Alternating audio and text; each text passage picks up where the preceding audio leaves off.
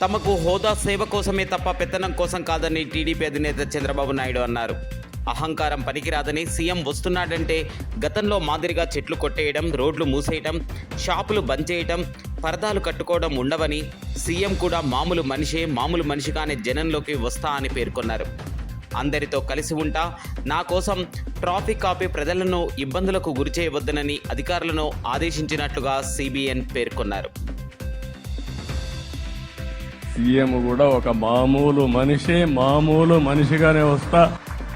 నేను సీఎంగా ఉన్నా మా మిత్రుడు పవన్ కళ్యాణ్ గారు ఏ హోదాలో ఉన్నది కూడా రేపు అనౌన్స్ చేసుకుంటాం. మేమందరం కూడా సామాన్యమైన వ్యక్తులుగానే వస్తాం మీ దగ్గరికి. మీలో ఒక వ్యక్తిగా ఉంటాం.